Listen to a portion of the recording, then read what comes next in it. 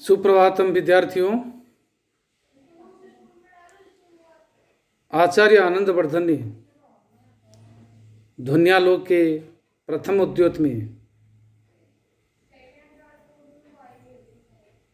सहृदय श्लाघ्य अर्थ के जो दो भेद बताए, वाच्यार्थ और प्रतीयमानार्थ। और प्रतीयमानार्थ ही ध्वनि स्वरूप है, वही काव्य की आत्मा है, वही इनका प्रतिपाद्य है, वही उनका विवेचनीय विषय है। और प्रस्तुत प्राकरणिक प्रासंगिक मूल लक्ष्य आचार्य आनंदवर्धन के होने के कारण उस प्रतीयमानार्थ के बारे में बता रहे हैं कि पूर्व पद्य में, पूर्व कक्षा में पूर्व में एक पद्य जो कि आनंदवर्धन ने कहा है कि प्रतीयमानं पुनरन्यदेव वाणी प्रतीयमानं पुनरन्यदेव वस्तुस्ति वाणीषु महाकवीनां यत्तत् प्रसिद्धावयवातिरिक्तं विभाति लावण्य विमंगनासु। वो जो प्रतीयमान वस्तु वो वाच्यार्थ से बिल्कुल अलग से हट करके के विशिष्ट अर्थ है, वो सार रूप है, निचोड़ है काव्य का। महाकवियों के वाणियों में रहने वाला तत्व है, सामान्य कवियों के वाणी में व उनकी रचनाओं में नहीं रहता है। ऐसा जो तत्व है प्रतीयमान अर्थ है, तो वह सही अर्थ है। और वही प्रतीयमानार्थ, वही काव्यात्म रूप प्रतीयमानार्थ, वही व्यंग्य रूप प्रतीयमानार्थ, वही ध्वनि रूप प्रतीयमानार्थ वाच्य सामर्थ्याक्षिप्तम, वाच्य यानी वाच्यार्थ के सामर्थ्य से आक्षिप्त होने वाला है। प्रतीयमानार्थ जो कि वो स्वतंत्र रूप से अभिव्यक्त नहीं होता, वो वाच्यार्थ उसकी भूमिका के रूप में व उसके पूर्व रंग के रूप में वाच्यार्थ का होना आवश्यक है, क्योंकि वाच्यार्थ के सामर्थ्य से ही प्रतीयमानार्थ है। प्रतीयमानार्थ की उत्पत्ति व आविर्भाव उसका होता है, क्योंकि बिना वाच्यार्थ के प्रतीयमानार्थ की भी सत्ता नहीं। वाच्यार्थ का सहकर्तृकत्व है, वाच्यार्थ के सामर्थ्य से वो आक्षिप्त होता है, परंतु वाच्यार्थ से वो भिन्न है और रहस्य बहुत गूढ़ है और सहृदय हृदय गम्य है, सामान्य जन के बोधगम्य नहीं है। और ऐसा जो प्रतीयमान अर्थ है वो प्रसिद्ध अर्थ है। वस्तु मात्रम अलंकार रसादेश्चेति अनेक प्रभेद प्रभिन्न दर्शयिष्यते। बोले वो वस्तु मात्र में माने वस्तु ध्वनि के रूप में, अलंकार ध्वनि के रूप में, रसादेह माने रस रसावास भावास आदि आदि, इनके रूप में अनेक प्रभेद भेद प्रभेद के रूप में वो आगे हम दिखाएंगे, उसको विचार करेंगे, उसके बारे में हम समीक्षण करेंगे। परंतु सर्वेषु च तेषु प्रकारेषु तस्य वाच्यादन्यत्वम्।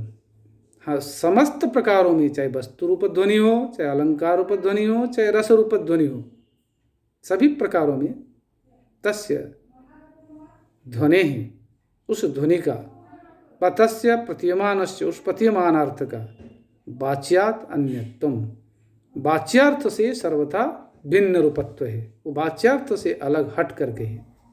तथा ही आद्यः तावत् प्रभेदः पाच्या दूरम विभेदवान।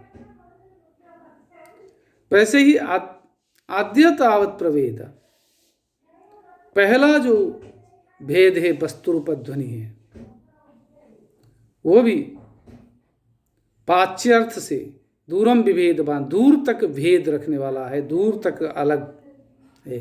अलंकार भाई आधा उपस्थित से त्यागद माना भाव, ये जो हमारी परंपरा है, ये जो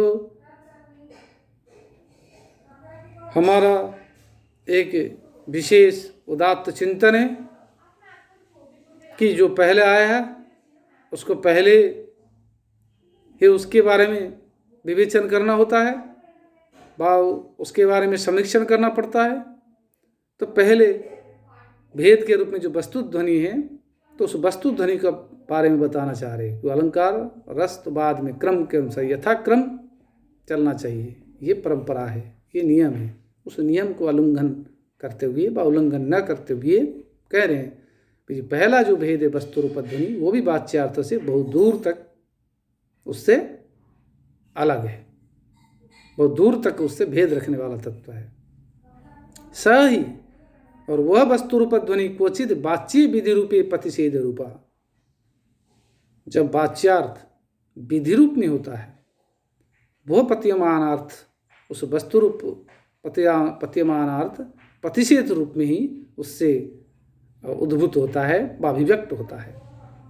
माने जब वाच्यार्थ विधि रूप में होता है, तब उससे निकलने वाला जो वस्तु रूप पत्यमान अर्थ है, प्रतिरूप व्यंग्यार्थ है या ध्वनि रूप अर्थ है, वो प्रतिषेध रूप में होता है। यथा जैसे उदाहरण में कह रहे हैं, प्राकृत भाषा में है, गाथा सप्तसप्ती वगैरह में ये सब है, प्राकृत भाषा में जो है, तो उसका उदाहरण लेकर के कह रहे हैं। बोले भम धम्य विशत्थ सो सुण अज्ज मार्य देण गोलाणई कच्छ कुड़ंग वाषिणा दरिय शीहेण। ये प्राकृत रूप है। संस्कृत रूप में इसका संस्कृत रूपांतर जो है ब्रह्मधार्मिक विश्वस्त सह सुनक अद्य मारितः तेन गोला गोदा नदी कच्छ कुजंगवासिना द्रुप्त सिंहेन। बोले हे धार्मिक, प्रसंग बता दूं तब जाके समझ में आएगा। क्या है, एक गुप्त प्रेमी और प्रेमिका गोदा नदी के तट पर जो पुष्पोद्यान है, लता कुंज है, तो वहाँ वो प्रातःकाल अपना संकेत स्थान निर्धारित करके वहाँ चौर्य रक्त करते थे या मिलते थे एक दूसरे से। परंतु एक दिन प्रातःकाल जब वो नायिका आई, तब उसने देखा कि वहाँ एक बाबा जी फूल तोड़ने लग गए और आराम से बड़े चाव से फूल तोड़ रहे हैं। लंबा समय लगाएंगे तो फिर उनका संकेत स्थान जो है, संकेत समय है, वो समय अतिक्रांत हो जाएगा, नायक आ जाएगा। हो सकता है नायक आकर के लौट भी जाए, या नायक हो भी उसके अंदर, ये नायिका उसके अंदर जा ही नहीं सकती, क्योंकि उनका रहस्य के ऊपर पर्दाफाश हो जाएगा, वह रहस्य उद्घाटित हो जाएगा। तो इसीलिए उस बाबा जी को भगाने के चक्कर में वो कह रही है, अरे हे धार्मिक, हे बाबा जी,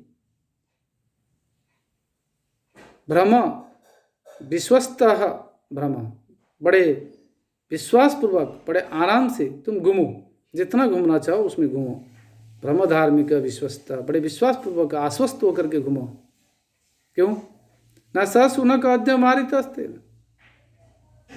गया जो कुत्ता मारा जा चुका है, वो कुत्ता आज नहीं है। अगर वो कुत्ता होता तो मैं काट डालता। अब आज वो कुत्ता नहीं है। तुम आज जितना घूमना चाहो वहाँ घूमो, फूल तोड़ो, जितना आराम से घूमो, कुत्ता नहीं है, क्योंकि वो कुत्ता आज उसके द्वारा मारा जा चुका है। किसके द्वारा?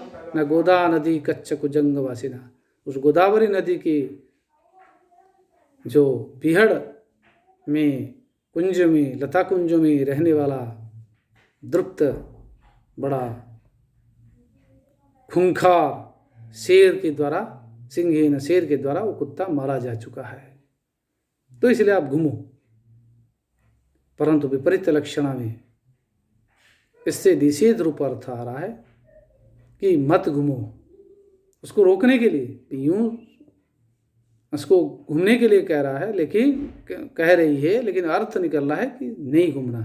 क्यों ना? जब भावाजी सुनेंगे कि ये कुत्ता यहाँ रहने वाला एक शेर के द्वारा मारा गया, इसलिए मैं भी इस शेर के चपेट में व उसकी झपट में आ सकता हूँ, मुझे वो मार सकता है, खा सकता है। इस डर के मारे धार्मिक जो बाबा जी वहाँ से निकल जाएंगे, डर के मारे। तो यहाँ बाबा जी नहीं घूमे, निषेध रूप बाबा जी के नहीं घूमने का जो अर्थ है ध्वनि, वो ध्वनित हो रही है इस वाच्यार्थ के द्वारा। ये जो वस्तु रूप ध्वनि, वस्तु से वस्तु, विधि रूप वस्तु से यहाँ निषेध रूप वस्तु, जो कि विधि रूप वस्तु जो कि वाच्यार्थ है, और निषेध रूप वस्तु जो है प्रतीयमान अर्थ है, वह अर्थ इससे निर्गत हो रहा है। यहाँ ये वाच्यार्थ से ये जो व्यंग्यार्थ प्रतीयमान अर्थ ये मत घूमो, ये बिल्कुल उससे अलग हट करके, कहीं इस शब्दोतः इसका कथन नहीं है कि मत घूमो, लेकिन यहाँ गूढ़ सहृदय सामाजिक हृदय इसको समझ लेगा, भाई ये नायिका या पुंसचली या ये चौर्य रथ करने वाली युवती, इस प्रकार उसका कहने का उद्देश्य यही है कि बाबा जी मत घूमो, तुम चले जाओ, उसको रोकने के लिए इस प्रकार वो कह रही है। इस प्रकार विधि रूप वाच्यार्थ से निषेधार्थ रूप क्या है, प्रतीयमान अर्थ निर्गत हो रहा है। तो ये एक वस्तु ध्वनि का एक उदाहरण बताया, भाई एक पक्ष एक भेद बताया। अब आगे जाकर पुनः कह रहे हैं कि कहीं कहीं यहाँ क्वचित वाच्य प्रतिषेध रूपी विधि रूपयुता, जस्ट उसका उल्टा हो जाएगा। कहीं कहीं वाच्यार्थ जब प्रतिषेध रूप हो जाता है, वाच्यार्थ रोकने के लिए होता है, तब प्रतीयमानार्थ विधि रूप में व उसको आगे उसमें प्रवृत्त होने रूप अर्थ में वो निर्गत होता है। यथा जैसे अत्ता यत्थ निमज्जयी, प्रकृत भाषा में अत्ता यत्थ निमज्जयी यत्थ अहम दियसहम पढ़े हुई माँ पहिय रति अंध शेजाए मह निमज्जहिषि। संस्कृत रूप है स्वश्रुरत्र, अत्ता यत्थ स्वश्रुरत्र निमज्जयी निमज्जति यत्थ अत्र अहम दिवसकम प्रलोकय, दिवसम पढ़े दिवसकम प्रलोकय मापय्य मापथिक रतिअंध रात्रिअंधक शेजाए शय्यायां मह मम निमंजयिषि निमंक्षसि। प्रसंग ये बता दूं कि कहीं एक दूर दराज गांव में एकांत में एक मकान है, उस मकान में एक बुढ़िया रहती है और उसके साथ एक सुंदरी युवती तरुणी जो कि उसकी बहू वहाँ निवास करती है। उसकी जिससे शादी हुई है उस बहू से, उस बहू की जिससे शादी हुई है वह पुरुष बहुत दिनों से, अनेक दिनों से बाहर है, विदेशों में है। और इसलिए ये जो युवती जो कि पुरुषार्थ चतुष्टय में जो तीसरा पुरुषार्थ है काम पुरुषार्थ, उसका चरितार्थ उसका नहीं हो पा रहा है। यहाँ सासू माँ के वहाँ एकांत में अकेली रह करके, क्योंकि उसके पतिदेव बहुत दूर जा चुके हैं और बसंत ऋतु का आगमन हो चुका है। अब इस समय वो अपनी जो अरमाने हैं, अपनी जो दैहिक कामना वासना, उसको तुष्ट संतुष्ट करने के लिए असमर्थ है। परंतु इस अवसर पर एक कोई दूर से एक सुंदर युवक पथिक आया हुआ है, जो एक दिन वो वहाँ पहुँच गया और उसको रात को विश्राम करना था और उससे देखकर वो अत्यंत मोहित हो गई नायिका। इसलिए वो उससे उसका जो शारीरिक क्षुधा है उसको पूर्ण करने के लिए उससे इस रूप में निवेदन करती है कि वो जो बात कह रही है सासू माँ समझेगी कि निषेध रूप में, परंतु उससे वो उसको समझाना चाह रही है कि विधि रूप में कि ये तो मेरे पास रात को आ जाना। भले अत्ता यत्थ निमज्जयी ससुरत्र निमज्जति, यहाँ मेरी सासू माँ सोती है, अत्र हम दिवसकम प्रलोकय, या यहाँ मैं ही लेटती हूँ, इसलिए दिन में तुम देख लो, अच्छी तरह देख लो, ये सासू माँ की बिस्तर, ये मेरी बिस्तर है, अलग अलग ये बिस्तर, इसको देख लो। माँ पथि और रात्रि अंध, हे पथिक रात्रि अंधक रतोंदी रोग वाले सज्जाए है महणि मज्जसी, कहीं गलती से तुम मेरे बिस्तर पर नहीं आ जाना, हाँ, तो इसलिए देख लो।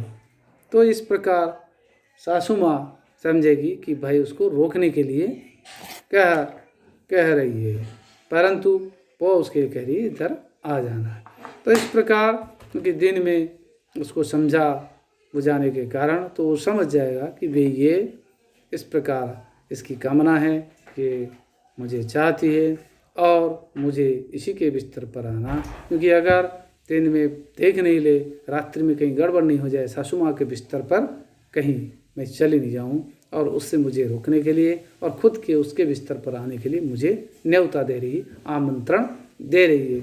इस प्रकार जो वाच्यार्थ से व्यंग्यार्थ निकल रहा है वो वाच्यार्थ प्रतिषेध रूप है, अनंगीकार के रूप में है कि मत आना, परंतु विधि रूप में जो अर्थ आ रहा है कि आ जाना, वो प्रतीयमान अर्थ है। इस प्रकार ये वस्तु रूप निषेध रूप, वस्तु रूप से वस्तु रूप जो अर्थ निकल रहा है, वस्तु रूप विधि रूप जो वस्तु वो वाच्यार्थ वस्तु है, तो उससे निषेध रूप जो वाच्यार्थ है, तो उससे विधि रूप प्रतीयमान अर्थ निर्गत हो रहा है।